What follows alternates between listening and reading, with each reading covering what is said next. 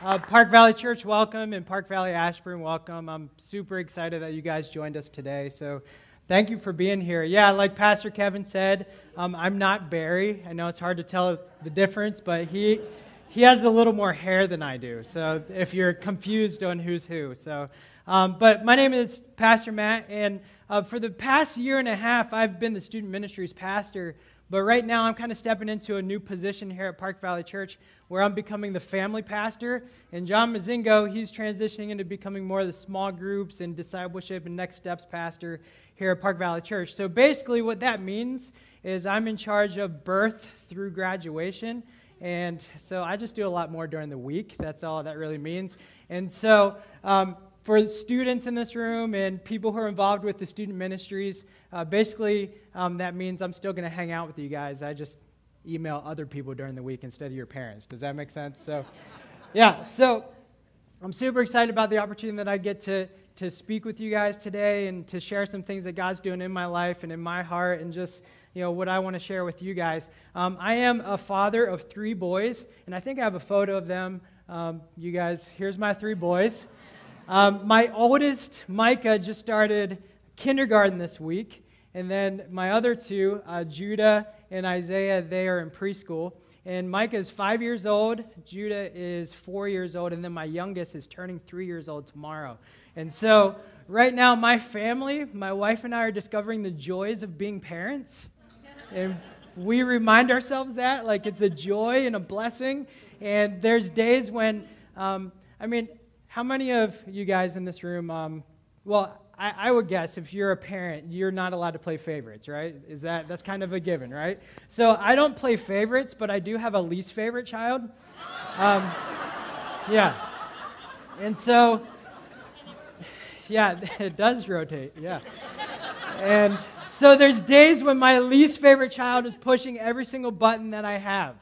And on those days when I'm about to throw him somewhere, I kind of laugh on the inside and think, why did Park Valley make me the family pastor? Yeah. And so is very obvious if you talk to my wife, I'm not the perfect father. She's the perfect mother. I have to be, yeah. So it's not true. Stop clapping, okay? So I'm not the perfect father. My boys aren't going to grow up to be perfect boys, I know that, and I'm not the perfect husband. My wife will attest to that. But I think that's kind of the point of this whole God thing. And I think what I've seen is that God uses my mistakes and my messed up stuff, and he does big things with it. And so that's why I'm excited for this opportunity, because I believe that God can use me even though I'm flawed and messed up, and he can use me to help minister to you guys tonight. And so I'm excited for this opportunity and super grateful that you guys are here. Over the past 14 years, I've worked in student ministries, and in student ministries, over the past 14 years, I've had the opportunity to see a lot of families who are hurting.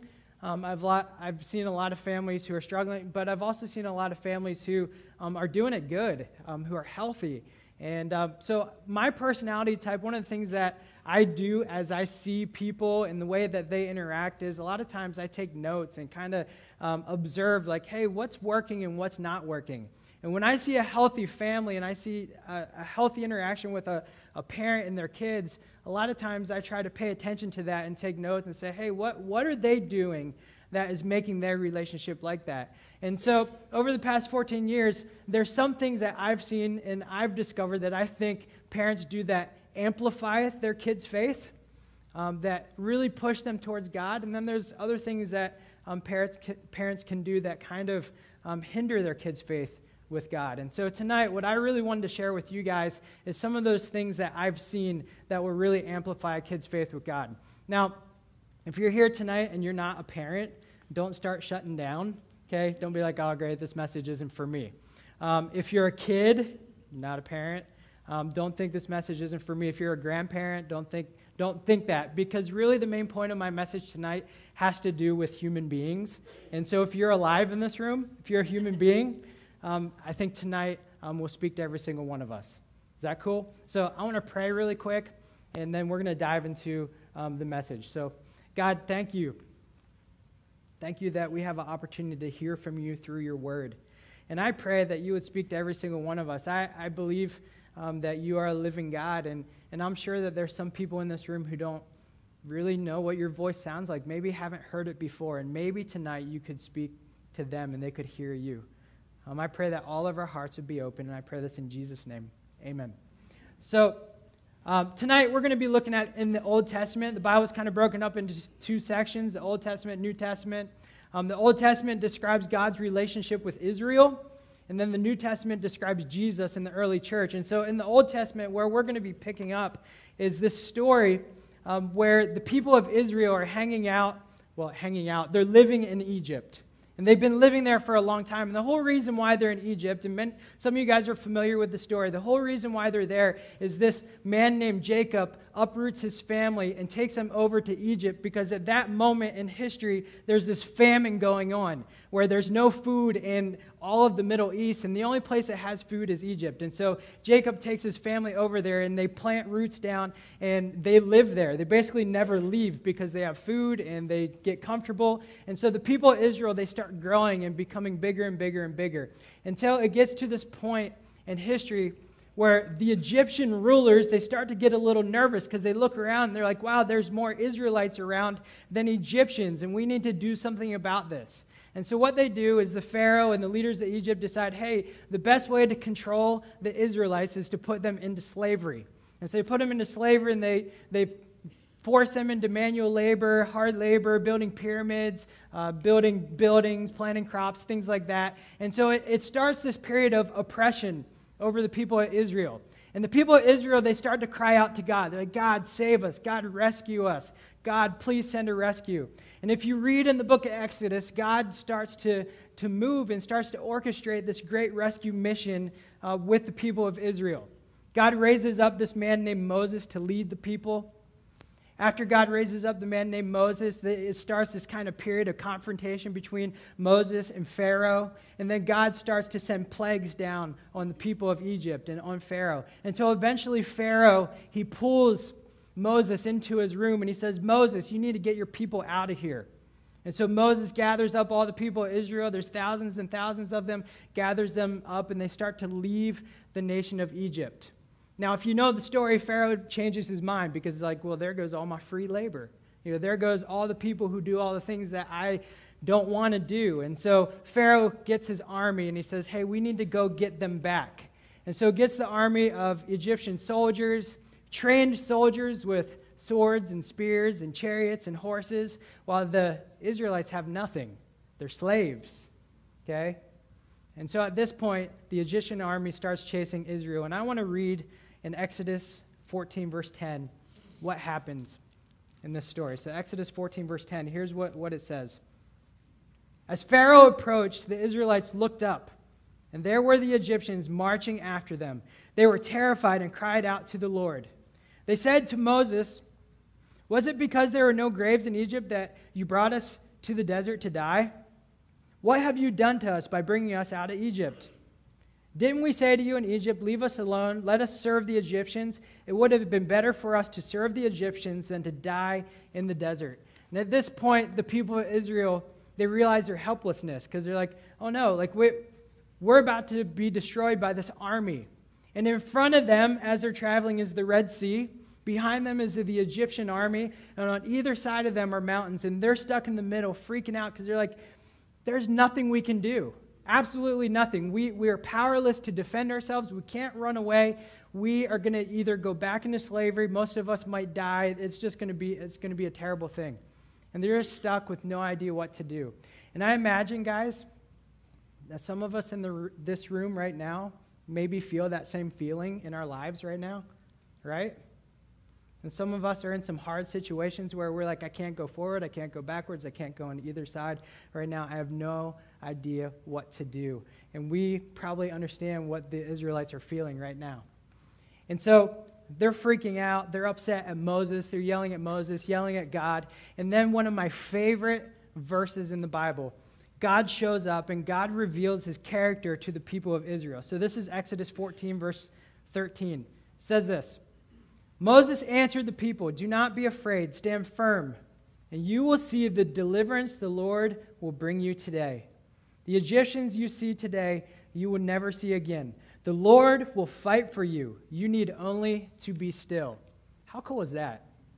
You don't have to do a thing. You just stand there and watch God deliver you. You can just stand there and watch the rescue of God when you were incapable of doing a single thing for yourself. You couldn't do a single thing for yourself. The only person who could save you and rescue you was God himself. You just need to be still and watch his movement. And it's really cool as you read the rest of the chapter, God does some really crazy stuff. He sends confusion in the Egyptian army. He opens up the Red Sea. The Israelites walk through on dry ground. The Egyptian army chases them, and then God destroys them as the waters close in. And the Israelites, they find themselves at the end of the day standing on the other side of the Red Sea in the middle of a desert. And think about this. Like, for the first time in 400 years, they find themselves free. And I'm sure they're probably kind of like pinching themselves, like, did that really happen? Right? Did that really happen? Did today really happen? We need to wake up right now and figure out if today really happened. And when they probably figured out, hey, this is a real thing, we're alive, we're free, I bet at that moment they probably felt a little question, a little doubt, a little maybe wondering, what do we do next? Because you think about this, these people probably had no idea who they were at this moment. For 400 years, they had no government. They were stuck following the Egyptians. The Egyptians were their rulers. They didn't have to think about who they were. They didn't have to think about how to manage themselves. They didn't have to think about any of this. And I bet at this moment, they probably were struggling with their identity. We were slaves. We were nobodies. And now we're here free. Now what do we do? They're a displaced people group. They're suddenly a group of nomads. They have no government, no real leadership. Moses is this guy that they were angry with earlier in the day, right? And so they're standing there probably wondering, what do we do? Who are we? We have no government, no leadership, no anything. And so the Bible says for about 3 months, the people of Israel, they wander around. And as they wander around, the people of Israel, they come to the base of this mountain called Mount Sinai. And when they get to Mount Sinai, this is where the famous 10 Commandments come from. You guys ever hear the 10 Commandments? Kind of, yeah, big list that we all have probably heard about. And so they're standing at the base of this mountain. This is where God does start to reveal some laws and rules, and this is what we're supposed to live by, and this is who you're supposed to be as a group of people. But what I want to read about, before God starts to give them laws and rules, before God starts to give them a government and anything like that, God says something to the people of Israel. And this is in Exodus 20, verse 2. It's going to come up here on the screen. It says this: I am the Lord your God, who brought you out of Egypt and out of the land of slavery. I'm the Lord your God who brought you out of Egypt and out of the land of slavery. And that doesn't seem like a whole lot that God is saying. It's kind of like, well, duh, like we saw you do this. Like, yeah, we know who you are. But if you look at it, there's a whole lot packed in that. Because what I notice is this: I'm the Lord your God. He doesn't say, I am the Lord God. I am God. He says, I'm your God. And in an instant, a people who were nobodies, in an instant, they become somebodies, right?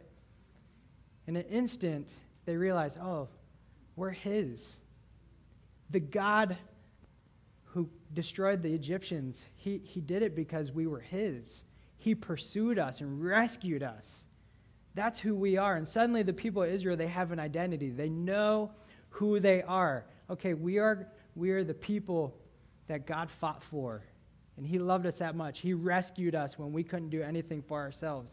And so they know who they are, and this kind of changes everything for them. And then God goes on to give them rules, and God goes on to give them laws. And here's kind of the main thing that I want all of us to get today, and it's this: before God gives them rules and laws, God establishes a relationship with Israel, okay? And that's huge. Before God gives them rules and laws, God establishes a relationship with Israel that started with a rescue. And I imagine that, like, there's some of us in this room that we're just kind of like, oh, wow, like, I didn't know that. I thought, like, this whole church thing was kind of about a system of rules and morality and laws and stuff like that. And we know that there's people outside the walls of the church who kind of look at the church as this place that is all about do this, don't do that, do this, don't do that, right? We know that. And so there's a lot of people who are probably nervous about stepping into a church building because they think of, well, the God of the Bible is a God about rules and laws, and he tells us what to do and what not to do. But what I see in this story, that what God did with the people of Israel, what I see is that God, before he gave them the rules and laws, he established a relationship with them. And I think that's huge, and that's so freeing if we get that idea. And so some of us are maybe in this room because we kind of view life as this scale. Like, all right, I got my follow the rules over here, and then I did a lot of rule breaking this week, and so I need to be here to kind of balance out the scales, right? And so that's why we're here. But if I were to say, hey, we could kind of get rid of the scales and just know that, we're not going to be good enough anyways, and so God establishes a relationship with us before the rules come into play, that's kind of a freeing thing, right? And some of us, probably the main reason why people start going back to church is because of their kids. And I'm sure that's some of us in this room. We started having kids. And we're like, well, now that I have kids, I want to raise them up with good morals and good rules and the Christian morals and rules. And guys, that's good. I want my kids to know the principles of the Bible too. But what I would love for you to know is that the good Christian values and rules and things like that, they're not going to save your kid. Only God can do that. Okay? And we got to believe that there's a God that rescues our children. Okay? And the rules and laws and things like that aren't the things that are going to change your kid's life, but Jesus will. Okay? And then some of us in this room, I imagine we've lived our life kind of living by the system of, and that's good, but some of us think that that's the thing that's going to save us. We're like, hey, I'm good. I read my Bible. I pray. I serve. I'm an awesome person. But here's the thing that I want you guys to get, is that no amount of rule keeping would have rescued Israel. Couldn't rescue Israel. Only God could rescue Israel. And so yes, the rules are important, but the only thing that can rescue is God. Now, what about the rules? What about the rules? Well, there are rules, and the rules are important, but here's the thing. The rules kind of show evidence of a relationship. My wife and I didn't have rules before we met. Okay? She couldn't tell me whose hand to hold, okay, and who's not to hold, and who to talk to and who not to, because we weren't together. But suddenly when we got married and, had a relationship, guess what she could tell me? I wasn't allowed to hold other people's hands. Couldn't do that. I know, darn, okay, can't do it anymore. And so what really rules are is they kind of help define a relationship a little bit, but the relationship comes first, and then the rules. Does that make sense? And so it's the same with God. When God gave them the rules, the people of Israel the rules, is because they were already in. They were already his. You're mine, and so I want the best for you. And so God gave them boundaries, and that's why we give rules to our kids, right? We want the best for them. But it started with a relationship. And so, guys, this is such good news for every single one of us and for every single person in the world. That's the gospel, right? That the reason why we tell people about Jesus is because we believe that there's a rescue when they couldn't do anything for themselves, right? And so this is such good news for every single one of us in this room.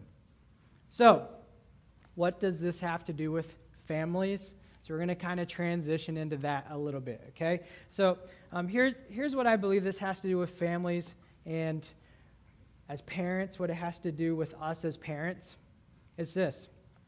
God is our example when it comes to being parents. And so I think we can look at this story and we can pull a lot out of God's character and how we can be great parents to our kids.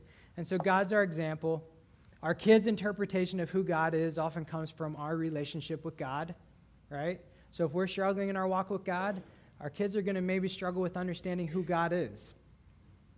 Our relationship with our kids affects their view of who God is. It does. If we're struggling in our relationship with our kids, it's going to affect their view of God. And so here's what I want to do today for Ashburn. I apologize. Barry's not here. Remember Kevin said that, so I'm allowed to mess up. So, yeah.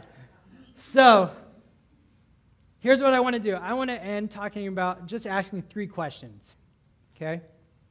3 questions from this passage that hopefully will affect how we approach our kids, okay?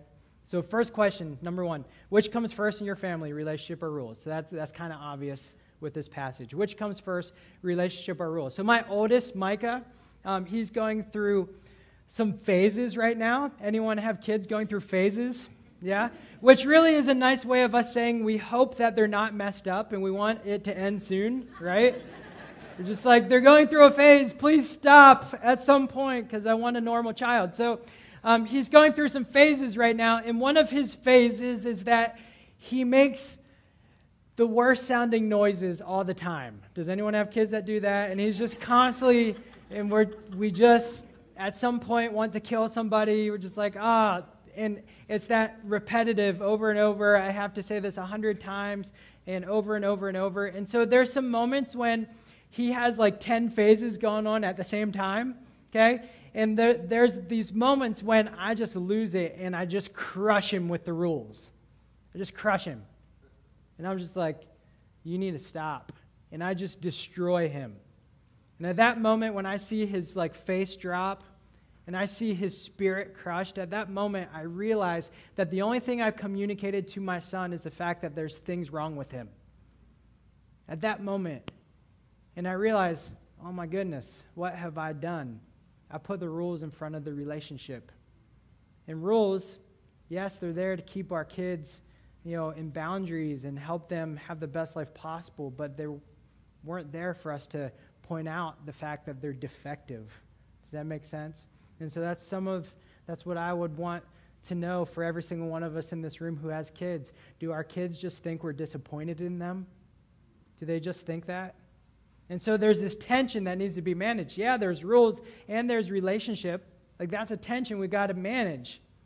We want our kids the best things for them. We want that. So we have rules and then we have relationship over here. We want them to know that we desperately love them. But there's this tension. But at the end of the day, the relationship has to win out, right? There's more kids that walk away from their faith because of legalism and laws and rules than because of the fact that their parents pursued a relationship with them. You guys get that? That we can crush our kids sometimes, and we need to, above all, we need to let the tension of relationship win out with our kids. We need to do that. So, I had more thoughts with that.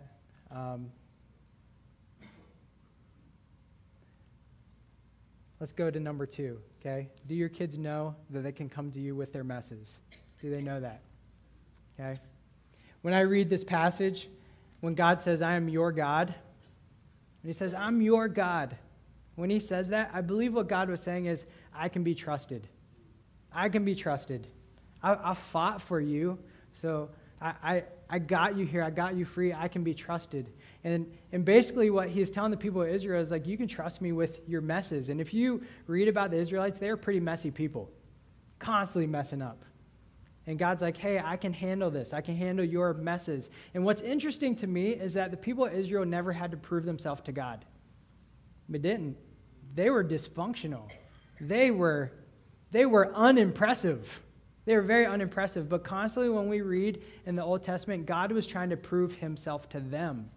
God was trying to say, hey, here's my character. I can be trusted. And I think the same goes with us as parents. Is so often we put it on our kids to prove themselves to us, when really what we need to be doing, one of our biggest jobs as parents, is we need to show our kids that we are trustworthy.